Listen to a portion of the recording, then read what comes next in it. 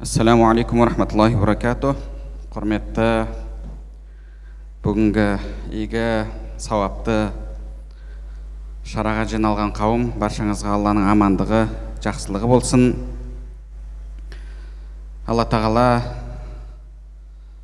осы қасиетті пайғамбарымыз саллаллаху алейхи ва саллям хадисінде илмун юнтафау бих, артында қалдырған пайдалы білім деп айтқан, сол пайдалы білімді беретін ордаға, соның құрылысына атсалысып жатқан әрбір азаматтың ісіне, кәсібіне, отбасы, рызық несібесіне береке берсін.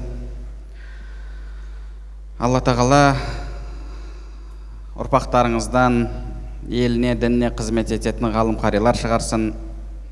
Алла баршаңызға разы болсын. Уақытта өзі біраз болды, шаршаған шығарсыздар. Бірақ енді ұзақтан келгеннен кейін ұшақтың билеті бар, қонақ үйі бар, соны ақтап мен де енді бір ауыз сөз айтып кетейін.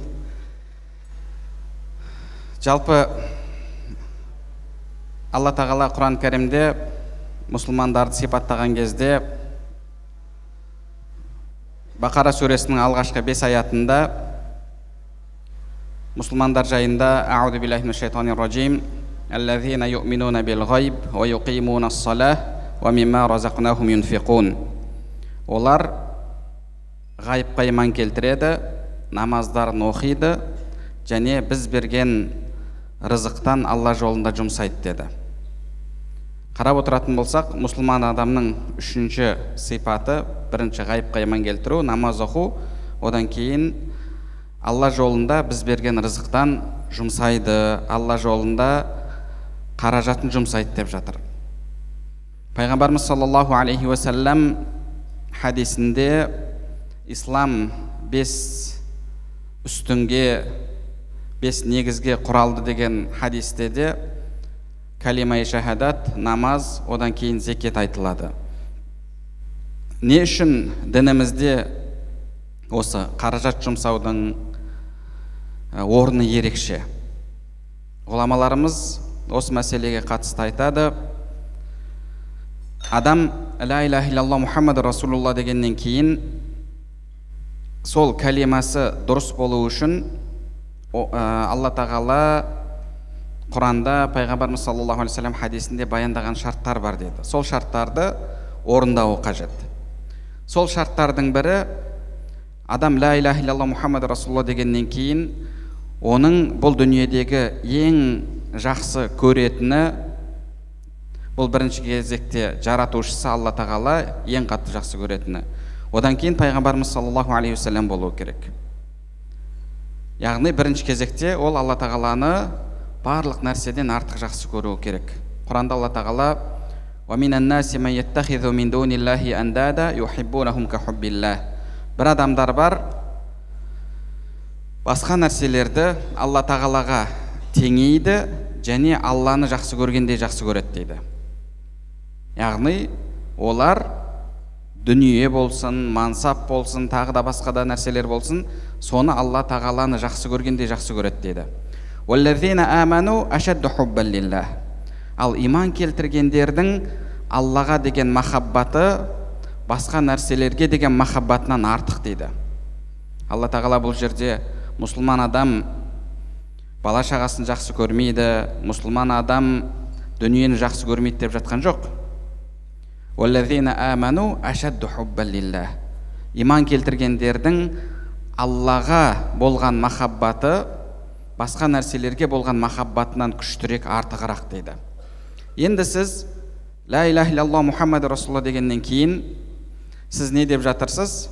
О Алла тағала, мен сені барлық нәрседен артық жақсы көремін дедіңіз. Барлық нәрседен артық жақсы көруге тиіссіз, калимаңыз дұрыс болу үшін. Алла тағала Құран кәрімде айтқандай, وَإِنَّهُ لِحُبِّ الْخَيْرِ لَشَدِيدٌ.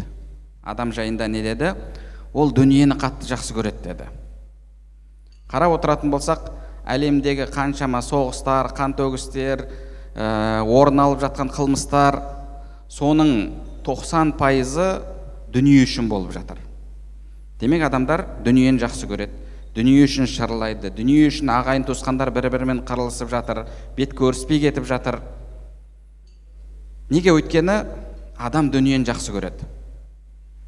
Енді мұсылман адам айтып жатыр: Алла тағала, мен сені дүниеден артық жақсы көремін, мен сені бала шағамнан артық жақсы көремін, өйткені мен саған иман келтірдім деп жатыр. Алла тағала енді сізбен бізге айтып жатыр: сен мені дүниеден де барлық нәрседен артық жақсы көрсең, онда нәпсіңе жақын болған, сен жақсы көрген дүниені менің жолымда жұмсап, өзіңнің маған деген махаббатыңның артығырақ екенін дәлелде деп жатыр. Яғни сіз Алла жолында садақа беру арқылы, Алла жолында зекетіңізді беру арқылы бірінші кезекте сол айтқан кәлимаңыздың, ла иляха илlallah Мұхаммад Расул деген сөзіңіздің шынайы екендігін растайсыз, мұсылмандығыңызды растайсыз.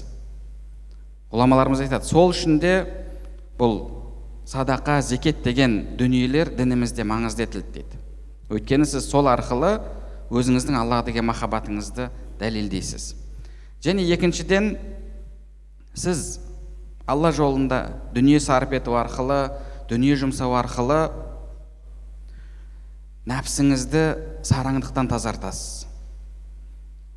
Ал сараңдық деген сипат бұл адамды құрдымға кетіретін сипаттардан. Алла тағала Құран кәрімде: وَمَنْ يُوقَ شُحَّ نَفْسِهِ فَأُولَٰئِكَ هُمُ الْمُفْلِحُونَ. Кім сараңдықтан өзін тазартса, жүрегін сараңдықтан тазаласа, ол құтылушылардан болды деді. Ал өзіңізді сараңдықтан қалай құтқарасыз? Алла жолында дүние беруді, дүние жұмсауды әдет ету арқылы. Яғни кез келген нәрсені оның қарама қайшы жағымен емдейсіз. Сізде сараңдық сипат бар ма? Одан қалай құтыласыз? Алла жолында дүние сарып етуді әдетке айналдыру арқылы өзіңізді сараңдық сипатынан құтқарасыз. Пайғамбарымыз саллаллаху алейхи уассалам өзінің бір хадисінде: «Салаthun мухликат», үш нәрсе адамды құрдымға кетіреді деді. Ол бірі адамның өзінің көңіл қалауын құдай етіп алуы, екіншісі ешкімнің ақылын тыңдамау, және үшіншісі сараңдықтың құлына айналу деді. Және тағы бір хадисте пайғамбарымыз саллаллаху алейхи вассалам айтады: егер «Иза раайта шуххан мутаан ва хаван муттабаан ва и'джаба кулли зи раин би раихи фа алейка би хассати нафсик». Хадисте, егер қоғамда үш нәрсенің белең алғанын көрсең дейді. Біріншісі, иесін өзіне бағындырып алған сараңдық дейді. Иесін өзіне бағындырып алған сараңдық. Яғни кез келген адамның бойында сараңдық болады. Бірақ ол бір адам сараңдығын жеңе алады, екінші адам сол сараңдықтың құлына айналады. Егер сен, дейді пайғамбарымыз, иесін өзіне бағындырып алған сараңдықты көрсең, және уахауан муттабаан, адамның көңіл қалауын құдай етіп алғанын көрсең, және үшіншісі ва и'джаба кулли зи раин би раих, әрбір адамның менің ақылым өзіме жетеді, ешкімнің ақыл кеңесі маған керек емес деген жағдайды көрсең, онда өзіңмен өзің бол дейді. Яғни ондай кезде жақсылыққа бұйырып, жамандықтан тыюдың да пайдасы жоқ дейді. Және басқа бір хадисте сондай жағдайды көрсең, онда қойыңды алдыңа салып ал да тауға, қырға шығып кет дейді. Неге? Өйткені ешкім уағыз тыңдамайды, ешкім ешкімнің ақылын тыңдамайды, және адамдар көңіл қалауына ереді, ешкім ешкімге көмектеспейді. Ол қоғамда хайыр жоқ деді пайғамбарымыз саллаллаху алейхи вассалам.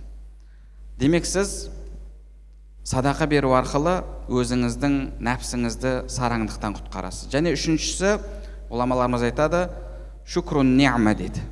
Яғни сіз садақа беру арқылы, дүниеңізді Алла жолында жұмсау арқылы Алланың сізге берген нығметіне шүкіршілік етесіз. Ал шүкіршілік еткен адамға Алла тағала не деді? «Лаин шакартум ла азиданнакум».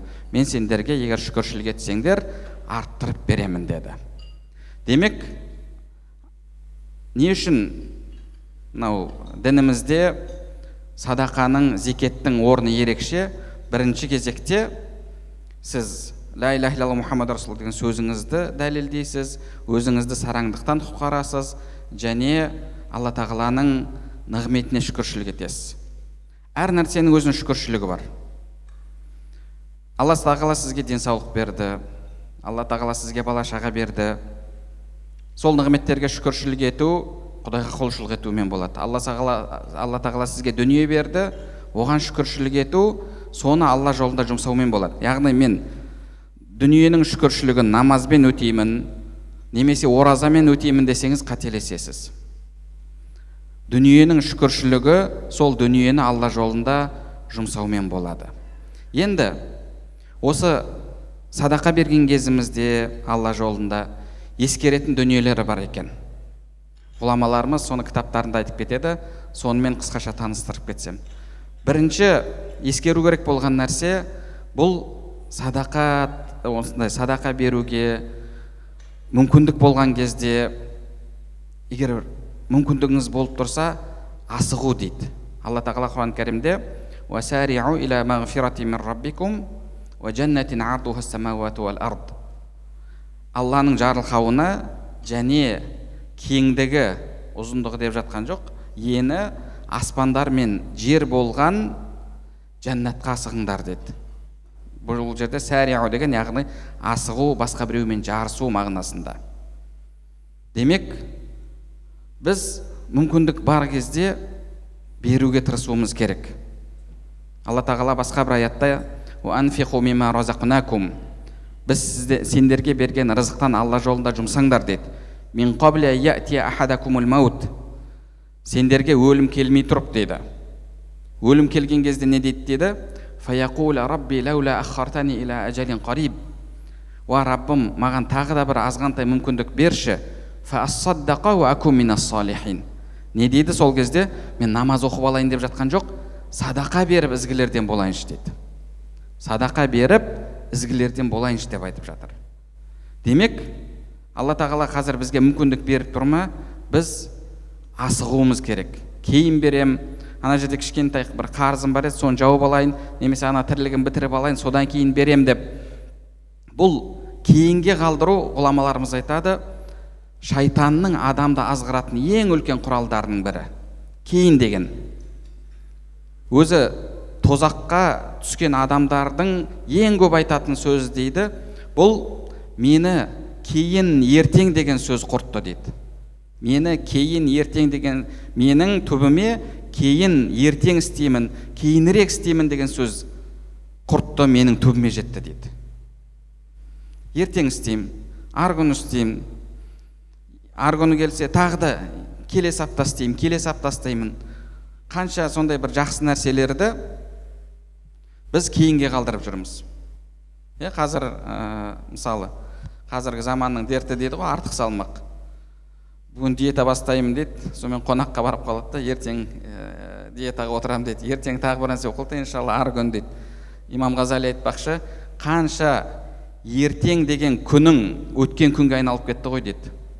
Тағы сен қандай ертеңді күтіп жатырсың дейді. Сол үшін де Алла тағала қазір бізге мүмкіндік беріп тұрған кезде біз асығып Алла жолында көмектесуге әрекет етуіміз керек. Және одан кейін ғұламаларымыз айтады, тағы да бір ескеру керек болған нәрсе, бұл адам берген нәрсесін ешқашан көп көрмеу керек деді. Қашан сіз оны көп көрсеңіз, мен көп нәрсе беріп тастаппын ғой деп, онда ол адамда өзін жақсы көру дерті пайда болады деді. Өзінің ісіне разы болу, өзінің ісіне тәнті болу. Ол кезде пайғамбарымыз саллаллаху алейхи вассалам хадисінде айтты ғой, өзіне разы болу, өзіне тәнті болу адамды құртады деді. Сол үшін де ғұламаларымыз айтады, берген садақаңның Алланың құзырында көбеюін қаласаң, онда сен оны аз көр дейді. Сен оны қанша аз көрсең, Алланың құзырында ол сонша көбейеді дейді. Ал сен оны көп көрсең, онда ол Алла тағаланың құзырында кеми береді дейді.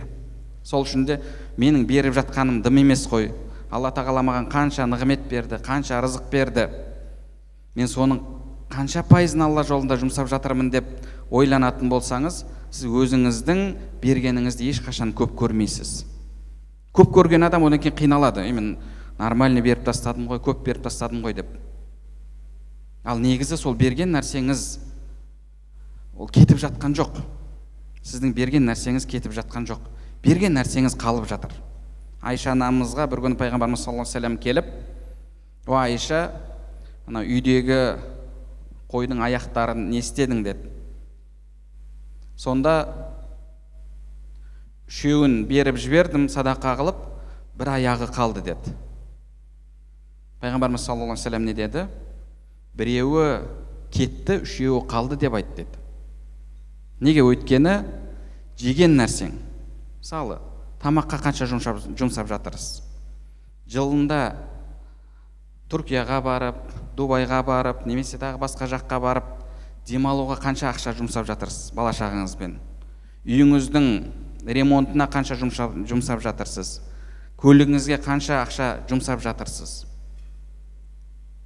Оның барлығы кететін нәрселер. Ал енді сіз Алла жолында берсеңіз, ол қалады. Неге? Өйткені ол ертең алдыңыздан шығады. Сол үшін де пайғамбарымыз саллаллаху алейхи ва саллям үшеуі қалды деп айтты дейді. Ол үшеуі кеткен жоқ. Ол үшеуі керісінше қалды. Ал сенің жегенің, ішкенің сол кеткен дүние дейді. Сол үшін де біз берген нәрсемізді ешқашан көп көрмеуіміз керек. Керісінше бергенімізді аз көруіміз керек. Және одан кейін ғұламаларымыз айтады, садақа, зекет берген кезде тағы бір ескеру керек болған нәрсе, бұл берген нәрсемізді міндетсінбеу дейді. Берген нәрсең Алла разылығы үшін. Оны біреуге міндетсінбе. Алла тағала не деді? Я юхаллазина аману ла тубтилу садақатикум бил манни вал аза. Ва иман келтіргендер, берген садақаларыңды міндет етіп, алған адамға зиян келтіріп, ой қоймадың ғой сенде, бәле болдың ғой, миымды ашыттың ғой, мәші деген сияқты осындай бір сөздерді айтып, садақаларыңның сауабын жойып алмаңдар дейді. Садақаларыңның сауабын жойып алмаңдар дейді. Яғни сіз міндетсінбеңіз. Керісінше ол егер біреу келіп сұрап тұрса, Алла тағаланың сізге ашып берген есігі, мүмкіндігі деп қабылдаңыз. Егер міндетсінетін болсаңыз, оның сауабы жойылып кетеді. Және ғұламаларымыз айтады, Алла жолында садақа берген кезде дүниеңіздің ең жақсысын беріңіз дейді. Құранда Алла тағала: "Я юхаллазина аману анфиқу мин таййибати ма касабтум ва мимма ахраджна лакум минал ард." Ва иман келтіргендер, кәсіп етіп тапқан дүниелеріңнің, жерден біз сендерге шығарып берген жемістердің жақсысын Алла жолында жұмсаңдар дейді. Жақсысын Алла жолында жұмсаңдар. ولا تيمموا الخبيث منه تنفقون ولستم بآخذه إلا أن تغمضوا فيه. Егер сендерге берілсе, өздерің қиналып алатын жаманын беруді ниеттенбеңдер деді. Беруге ниеттенбеңдер деді. Біреуден мысалы көмек сұрап барсаңыз, үйде ет жоқ еді, бір ет берші деп. Бай адамның үйіне бардыңыз, қойы бар, қорасынан бағанағы жүздеген қойының ішінен бір көтеремін, ішіндегі ең арығын тәлтіректеп жүремай тұрған алып мә деп берсе, сіз өзіңізді қалай сезінесіз? Тура сол сияқты Алла жолында берген кезде дейді Алла тағала, жақсысын бер деді. Жақсысын бер. Өзіңе берсе қиналып, жақтырмай алатын берме деді. Неге? Өйткені пайғамбарымыз саллаллаху алейхи ва саллям хадисінде сенің берген дүниең бірінші Алланың алақанына түседі дейді. Бұл жерде алақан деген сөз мәжази мағынада білесіздер. Яғни бірінші ол Алла оны қабыл етеді. Сол үшін де беріп жатқан кезде жақсырағын Алла жолында беруге ұмтылыңыз, әрекет етіңіз. Және сондай-ақ тағы да ескеру керек болған дүние, бұл ғұламаларымыз айтады, садақа берген кезде, зекет берген кезде тағы да қосымша сауап алуға мүмкіндік болатын жерлерді таңдаңыз дейді. Мысалы, Абдулла ибн Мубарак рахимахуллах садақа, зекет берген кезде білім иелерін таңдап береді екен. Білім иелерін таңдап береді екен. Неге? Өйткені ол кісіден сұралған кезде, не үшін білім иелеріне бересің, білім іздеп жүрген шәкірттерге бересің деген кезде пайғамбарымыз саллаллаху алейхи уассаламның хадисі бар ғой, әл-уламау варасатул әмбия дейді. Ғұламалар пайғамбарлардың мұрагерлері дейді. Пайғамбарлар динар, дирхам, ақша, бағанағы дүние қалдырған жоқ, олар білім қалдырды дейді. Сол білімді мұра етіп алып, соны үйретіп жатқандар. Олар пайғамбарлардың мұрагерлері дейді.